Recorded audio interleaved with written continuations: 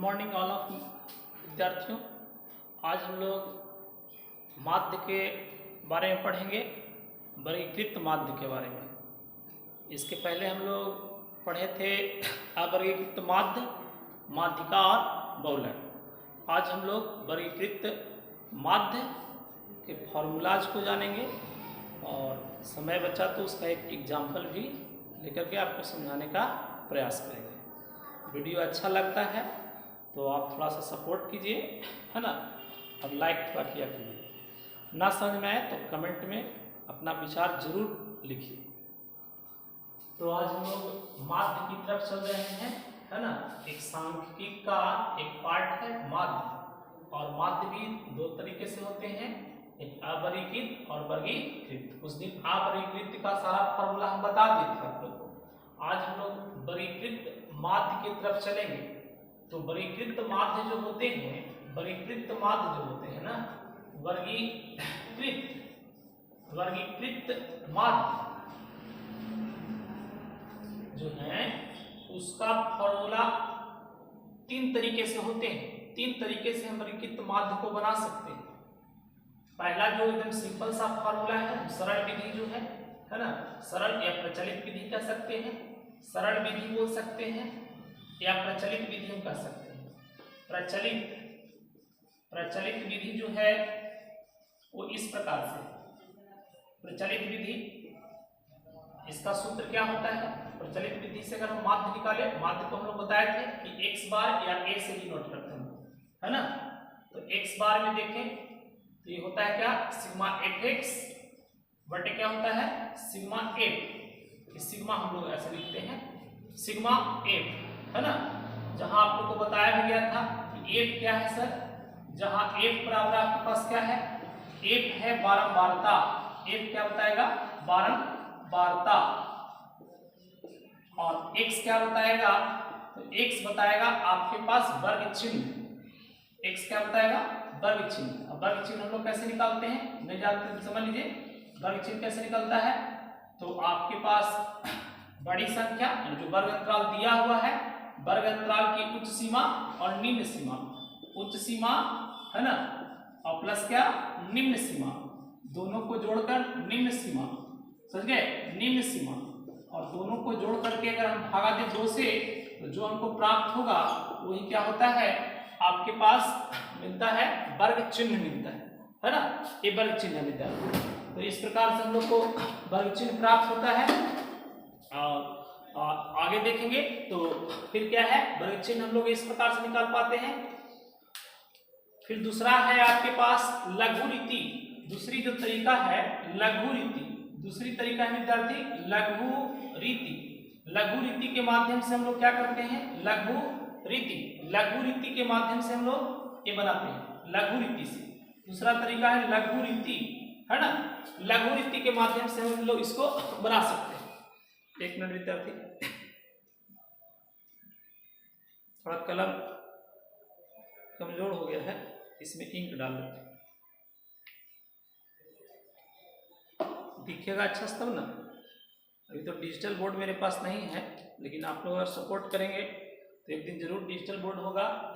लघु रीति विधि, लघु रीति विधि से बनाते हैं, है ना। ये क्या है सर, इसमें लघु रीति में क्या होता है, इसका सूत्र क्या होता है, माध्य बराबर, और इसका एक्स बार या एक, इसका फॉर्मूला होता है ए प्लस सिग्मा एफ डी होता है।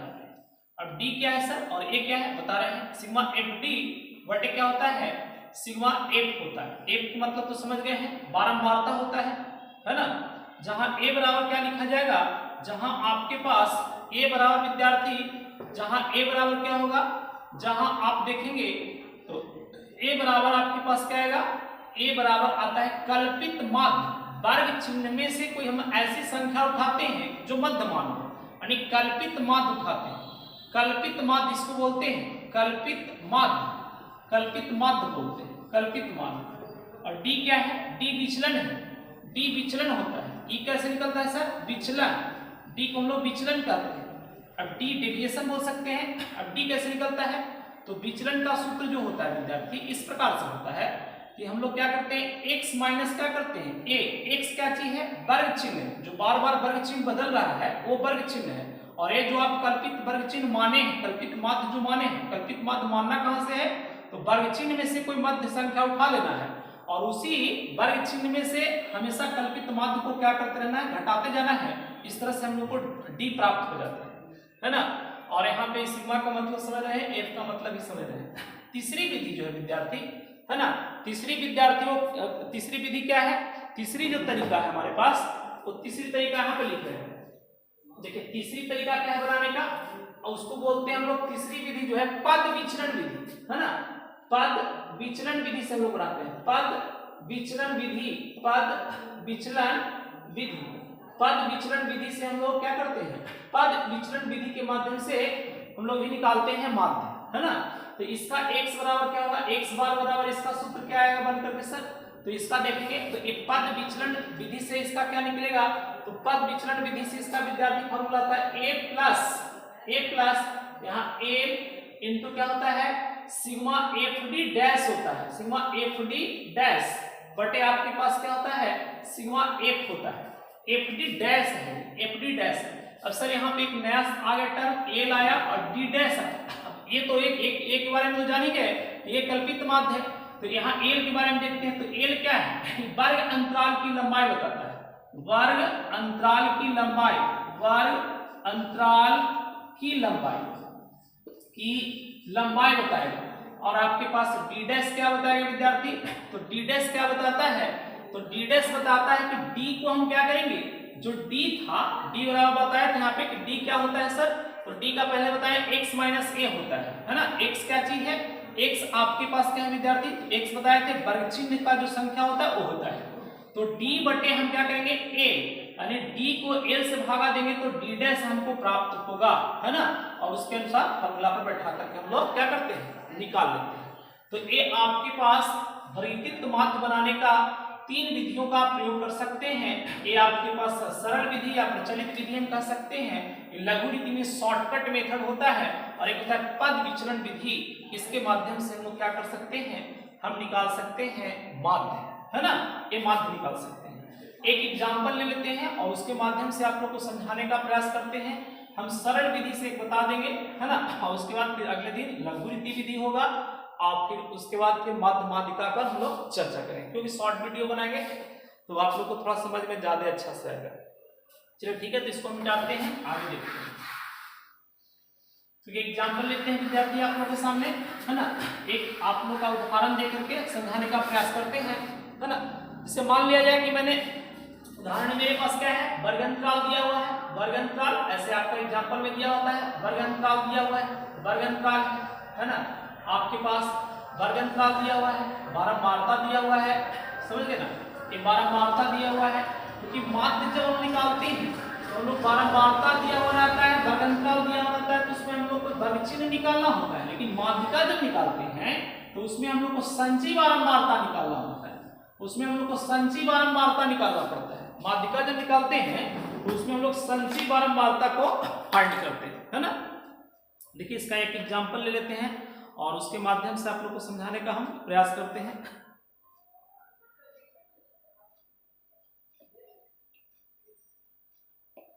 देखिए यहाँ पे मान लिया जाए कि मैंने लिया 0 से 8 लिया, कितना लिया, 0 से 8 लिया, है ना। फिर उसके बाद 8 से 16 लिया, 16 से मैंने क्या 24 लिया, 24 से मैंने 32 लिया, 32 से आपके पास 48 तक लिया, है ना। अब इसमें बारंबारता मेरे पास प्रश्न में ऑलरेडी दिया हुआ रहेगा, है ना। बारंबारता मान लिया जाए कि मेरे पास क्या है, 10 है, 20 है, 10 है, 20 है, 14 है, इस तरह से बारंबारता कुछ दिए हुए हैं, 16 है, 16 है, 18 है, इस प्रकार से मेरे पास बारंबारता है ना। ये बारंबारता मेरे पास है। अब एक प्रश्न है, अब इसका क्या है कि माध्य ज्ञात करें, ये क्या है, ये यहाँ लिखा हुआ रहेगा कि माध्य ज्ञात करें, है ना, माध्य ज्ञात करें।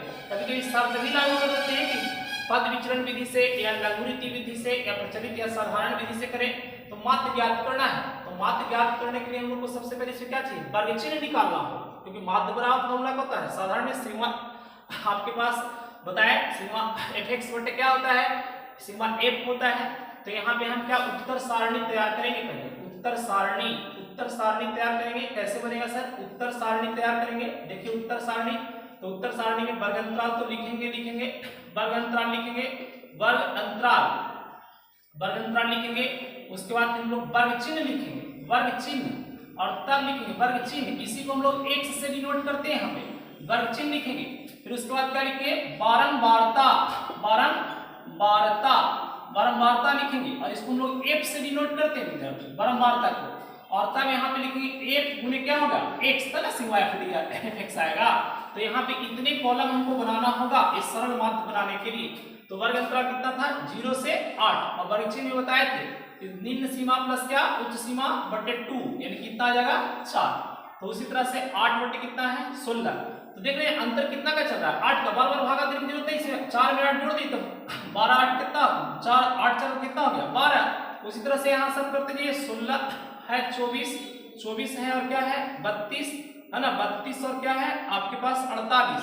यहाँ 12 हो गया, इसका कितना, इसमें 8 जोड़ देंगे तो कितना हो जाएगा 20 हो जाएगा, इसमें 8 जोड़ देंगे तो कितना होगा 28 हो जाएगा, इसमें 8 जोड़ देंगे तो कितना हो जाएगा 36 हो जाएगा। देखिए यहाँ पे 8 2 10, और यहाँ पे 4 3 कितना हुआ 7। आपके पास कितना आ रहा है, 1 मिनट, यहाँ देखिए 8 16 हो गया, 16 24 हो गया, ठीक है, 24 32 हो गया, 32 आपके पास यहाँ गलती है, 32 और 8 कितना होता है 48, गलती होती है। अब 32 और 8 कितना हो गया है 40 हो गया, है ना, 40 हो गया। तो आप देखिए यहाँ पे 40 रहेगा। अब इसको देखिए, तो यहाँ पे कितना आएगा 32, और आप 40 और 32 जोड़ेंगे तो कितना होगा, यहाँ 72 होगा, और 72 36 दूनी कितना होता है 72, यानी दोनों को जोड़कर 2 से भगा दिया, ये तो x हो गया। और एक तो ऑलरेडी अपने पास दिया हुआ 10 है, यहाँ 20 है, यहाँ 14 है, यहाँ 16 है, यहाँ क्या है 18 है। अभी गुना करते जाइए, यहाँ पे 40 आ गया, यहाँ 12 दूनी 24 240 आ गया, 14 दूनी 28 280 आ गया, है ना। 28 में 16 से गुना कर लीजिए, 28 में आप 16 से गुना कीजिए 400 कितना आएगा 48 आ जाएगा, है ना। 400 कितना आएगा 448। 36 में 18 से गुना कर लीजिए विद्यार्थी, तो 600 कितना आ जाएगा 48 आ जाएगा, 648। अभी टोटल को हम लोग क्या करते हैं, इसको जोड़ेंगे। यहाँ पे क्या हो गया, क्योंकि सिग्मा fx है तो सिग्मा fx यहाँ पे कितना है सिग्मा f गुने x था, तो सिग्मा मतलब तो सभी संख्याओं का योग, और यहाँ पे बारंबारता है तो सिग्मा f होगा, है ना। सिग्मा क्या होगा f होगा। तो इस सबको जोड़ेंगे तो 0 8 8 16 का कितना हो गया 6। देखिए यहाँ पे 4 4 8 8 8 16 16 और 4 कितना हो गया 16 और 4 20 20 और 4 कितना हो गया 20 4 24 24 और एक हाँ हासिल बता हुआ था 24 से कितना हो गया 25, है ना। 2 2 4 4 4 कितना हो गया 8 8 कितना हो गया 14 8 कितना हो गया 14 14 और 2 कितना हो गया 16, है ना। फिर से एक बार मिला लेते हैं, देखिए 8 8 16 का कितना हो गया 6। फिर यहाँ पे दूसरी संख्या 4 4 8 8 4 12 12 और 4 कितना हो गया 12 4 16 16 4 20, है ना 20, और आपके पास 20 ही आ रहा है ना 20 आ रहा है। 4 4 8 4 4 8 8 8 16 और 16 16 और 4 कितना हो गया 20, और 20 और 4 कितना हो गया 24, और 24 और कितना हो गया 25, है ना। 2 2 4 6 4 10 2 2 4 4 4 8 8 8 6 14 14 और 2 कितना हो गया 16। चलिए इतना आया, है ना 1656 आया। इसको जोड़िएगा तो कितना आएगा, यहाँ 20 10 कितना हो गया 30, यहाँ पे इसको जोड़ दी 6 4 10 10 और 8 कितना हो गया 18 का 8 लिखेंगे, है ना। 2 1 3 3 1 4 4 1 5 5 1 कितना हो गया 6 6 कितना हो गया 7। अब माध्य निकालेंगे तो माध्य क्या निकलेगा सर, तो माध्य बराबर वही आपके पास फॉर्मूला है सिग्मा fx बटे कितना है सिग्मा f है विद्यार्थी, तो सिग्मा fx कितना आया 1800 कितना आया 1856 बट इसको क्या करेंगे भाग देंगे 78, और जो भाग देंगे वो आपके पास क्या आएगा आंसर आएगा। इस तरह से हम लोग क्या करते हैं सरल विधि के माध्यम से माध्य को हम लोग बनाते हैं, और अक्सर ऐसे ही पूछे जाते हैं, है ना। और इसी पर और भी अनेक प्रकार के प्रश्न पूछे जा सकते हैं, लेकिन इसका बेसिक यही है। फिर आप लोग कल हम लघु रीति से आप लोगों को बताएंगे, और समय मिला तो लघु रीति के बाद पद विचलन विधि से, उसके बाद हम लोग क्या करेंगे माध्यिका फिर पढ़ेंगे। तो विद्यार्थी आज इतना ही तक, है ना। हाँ, आप सबको अगर ये समझ में आता है तो अच्छी बात है, और नहीं समझ में आता है तो आप कमेंट जरूर करें, और इसके लिए जो भी सजेशन हो आप लिख सकते हैं, और हम पूरा प्रयास करें कि आपको अच्छे ढंग से समझाने का प्रयास करें, और थोड़ा सपोर्ट करें, आप लाइक करें वीडियो अगर अच्छा लगता है।